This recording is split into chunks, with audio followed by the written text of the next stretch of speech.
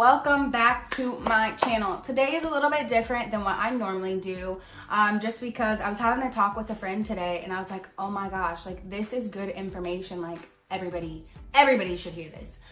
So today I am talking about soul ties and what they have to do with building relationships with others, and you know, how they kind of like distract us from what path and like where we should be, and things that are here for us on our path. You may be wondering, Imani, like what is a soul tie? So, okay, like I'm here to tell you, okay?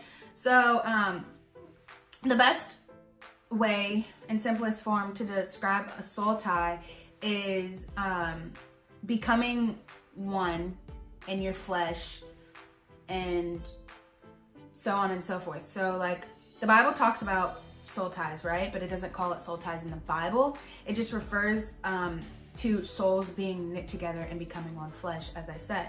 So a soul tie can serve like many functions. But like I said, in simplest forms, it's two souls together in a spiritual realm. Unholy soul ties can serve as bridges between two people, and can pass like really negative energy and negative bondage between those two people, between a situation, between relationships, okay? So today,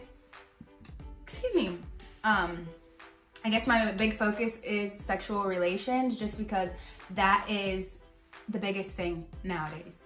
Because in the world, like everything's about sex.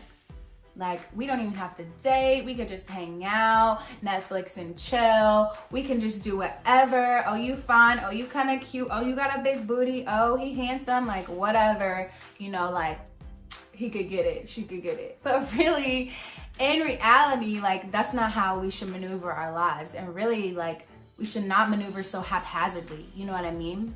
Because honestly, I was thinking about it today, and I've thought about it before, and it's so crazy because it's like we are so quick to get in bed or to let somebody in and not know all the details, right?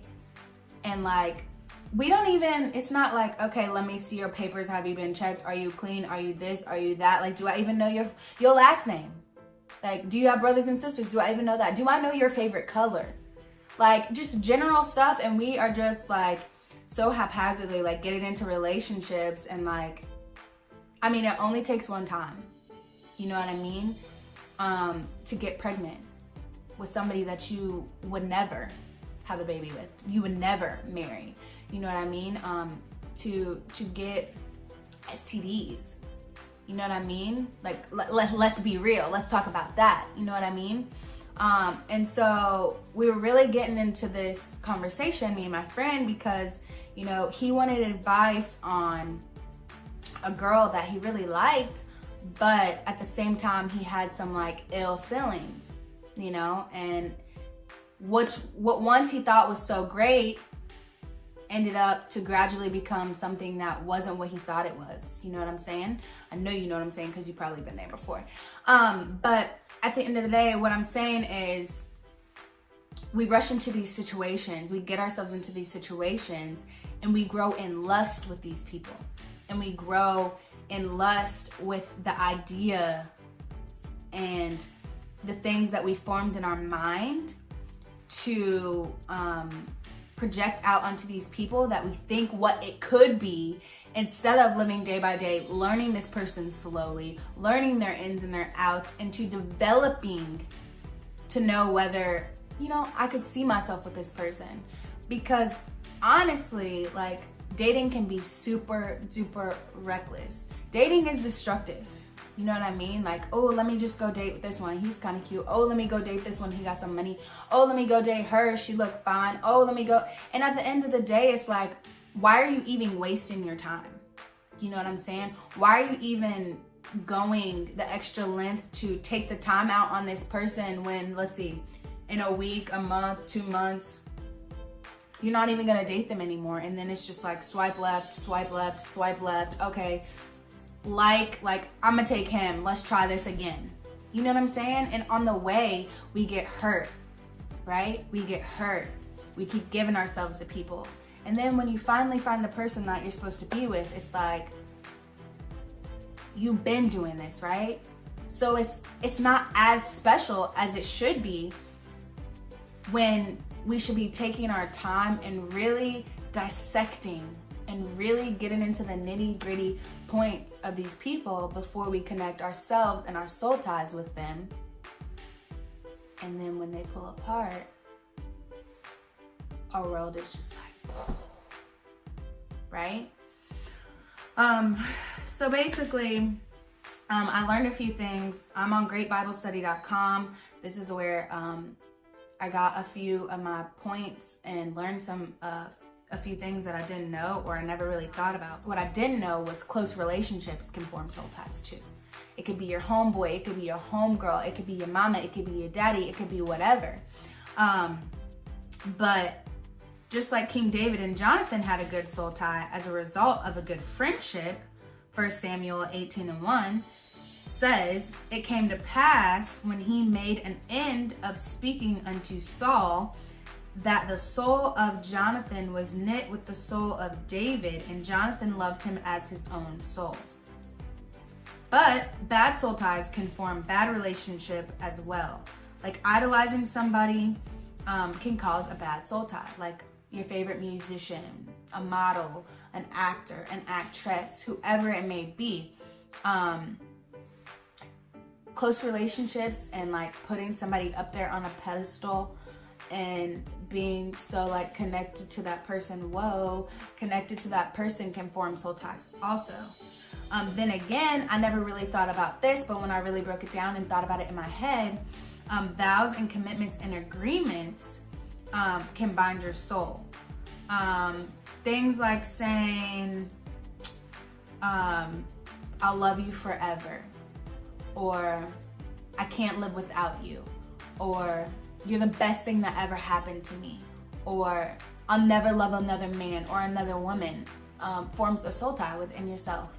And putting those people, or putting those stamps on those people is crazy, because at the end of the day, it can be so detrimental to yourself, because you've put this person on a pedestal and you've put this stamp on this person. So when this person doesn't play out how you think they should play out, or they don't live up to the stamp that you put on them, which is where God should stand in your life, because he's your first. And then when you date somebody that you are wanting to marry, which is when you should date them, like, you know, we can talk, we can be friends, we can this, we can that, but let's not get together unless I know that I want to marry you. You know what I'm saying? I want you, I can see you in my life forever, you know? So we're putting these stamps on these people when really that's only something that God can provide for us. I just think that we, as people, just paint these pictures of a situation in our minds of what we think it should be like, right? And then the picture gets distorted and we're distraught and we're heartbroken, when the reality is the Picasso that you painted inside your head was not the actual reality. And I'm looking down and reading, because this is something that I had texted him earlier in a nutshell of what I was explaining to him. And I just was saying, like, don't force ideas of what you want and think something should be and project it on another, thinking that your picture will remain so beautifully intact. Live in the moment, take your time, learn every aspect of a person or a situation or whatever it may be, before you start to stroke your paintbrush on the canvas. Don't prevent yourself from moving forward because of the idea that you have painted of another or of a situation that is not the reality of what it is.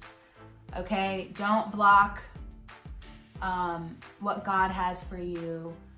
Don't block all the things that will manifest and can manifest in your life by trying to live according to your own your own way. You know what I mean? Stop living so haphazardly. Stop putting yourself in these situations to be so hurt, so offended, and so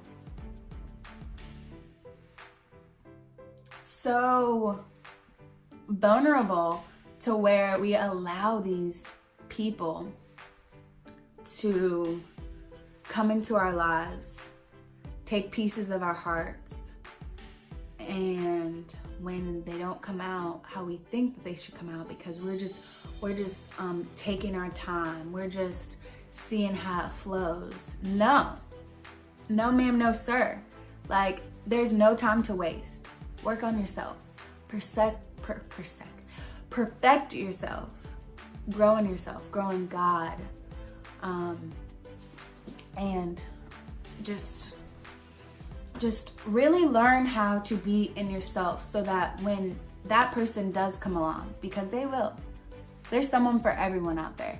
The perfect person somewhere for you, okay? Stop creating these soul ties.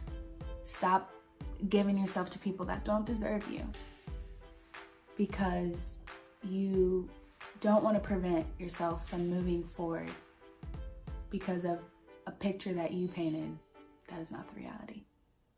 So my friends, continue to have a blessed week. I shall see you on Sunday, and I hope that did something for you. All right, have a good night. Bye.